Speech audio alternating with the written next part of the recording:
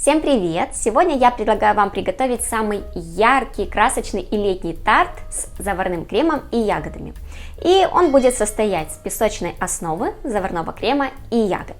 И я песочные основы уже испекла заранее. Обязательно переходите по подсказке и смотрите подробный рецепт, технологию и все секреты приготовления идеального песочного сабле для тартов. У меня здесь тарты диаметром 7 см, 8 см и вот такие классические корзинки.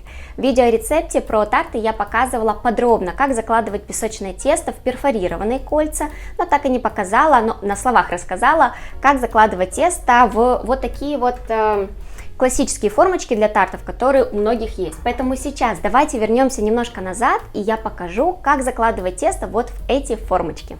Отсоединяем бумагу от теста.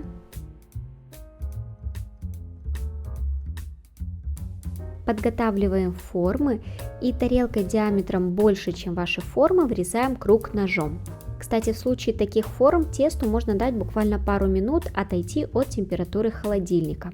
Теперь кладем круг в форму, удостоверяемся, что тесто стоит на дне и пальцами формируем бортики.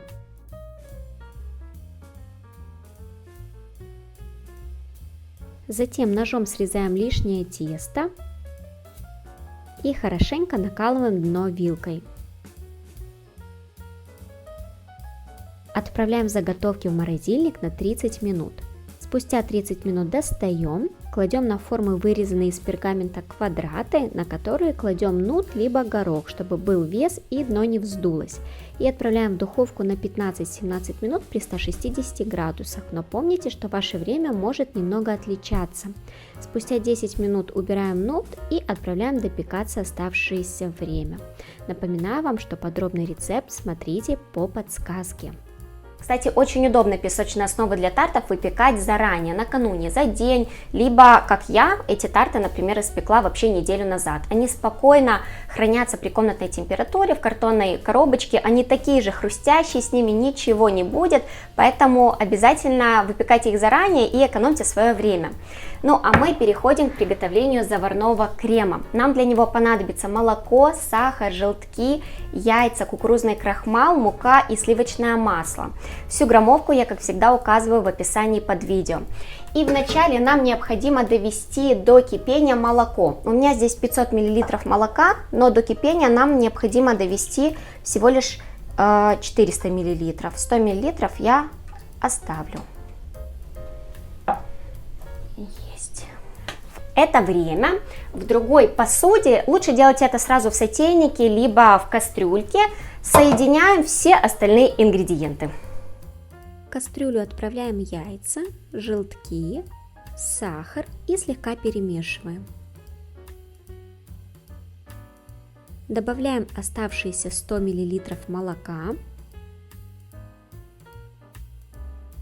кукурузный крахмал и муку. Сливочное масло оставляем на попозже. Перемешиваем все. И тонкой струйкой вливаем 400 мл только что закипевшего молока.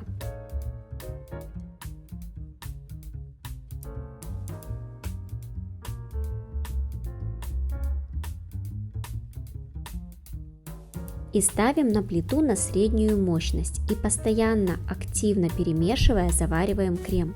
Чем активнее вы мешаете, тем меньше комочков будет в креме. Как только крем закипел, с дна кастрюльки начинают идти пузыри, мешаем еще 30 секунд и убираем крем с плиты. Теперь он должен остыть до 60 градусов. Я крем перекладываю в тарелку, перетирая его через сито, чтобы ни один комочек не остался в конечном результате. Это делать не обязательно.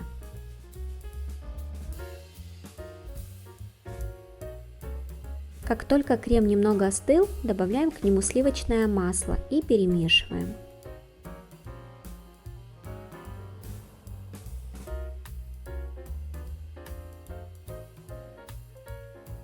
С помощью силиконовой лопатки собираем весь крем воедино и накрываем пищевой пленкой в контакт.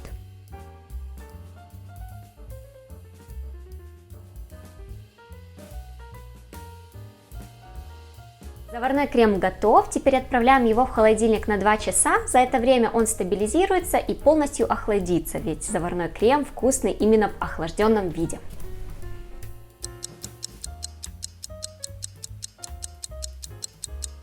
Прошло 2 часа, мы достали наш крем из холодильника, он хорошо охладился, теперь переложим крем в кондитерский мешок.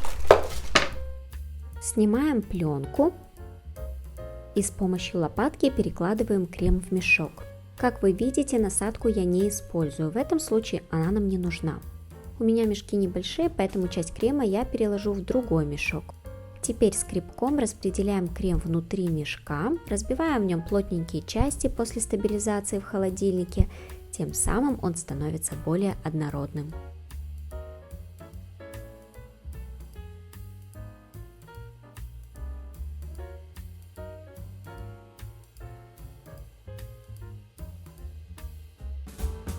Все компоненты тарта готовы, в мешке заварной крем, песочной основы, которые я заранее испекла. Вы видите на фоне, тут у меня уже есть ягодки, клубника и голубика. Я их помыла и просушила, пока крем стабилизировался в холодильнике. И для украшения я буду использовать мятку. Она придаст свежесть и такой красочный вид. Все, начинаем собирать тарты. Вначале нарезаем клубнику. Для тарта в форме корзинок я нарезаю клубнику вдоль ломтиками.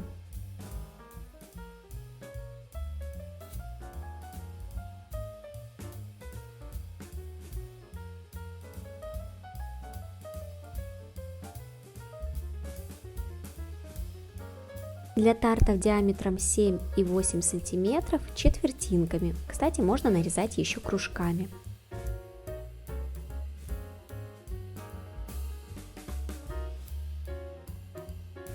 Отрезаем кончик кондитерского мешка и начинаем наполнять основы кремом.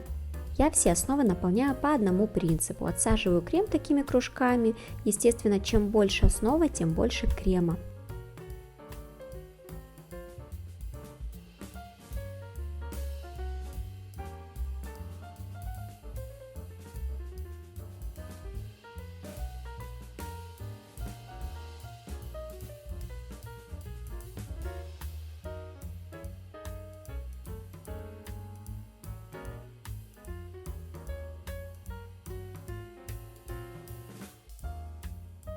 И начинаю украшать ягодами. В тарте диаметром 7 см по кругу в один ряд выкладываю четвертинки клубники.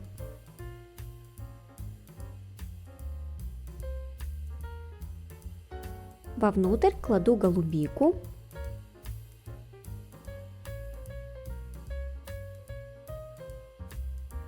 И украшаю все мятой. В тарте в форме корзинки я выкладываю клубнику дольками, перекрывая друг друга. Кстати, на такой тарт уходит довольно-таки много клубники.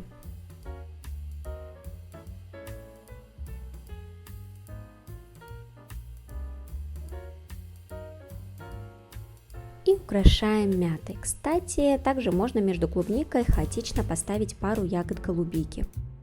Ну и наконец, в тарте диаметром 8 см я выкладываю четвертинки клубники в 2 ряда.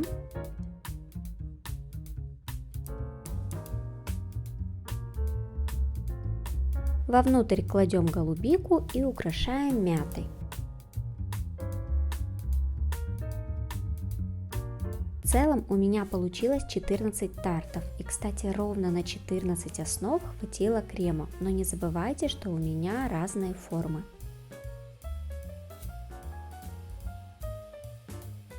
Тарты украшены, смотрите, сколько красоты получилось.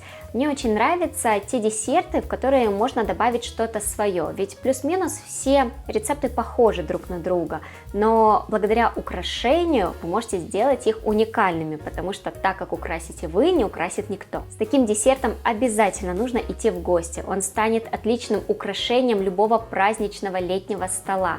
Его смело можно готовить на заказ и продавать в любой кондитерской. На этом я буду сегодня заканчивать. Обязательно ставьте лайк этому видео, смотрите другие видео, ведь на моем канале их очень много, они все интересные и разнообразные. Подписывайтесь на мой канал, обязательно пишите комментарии и до скорых встреч в новых видео.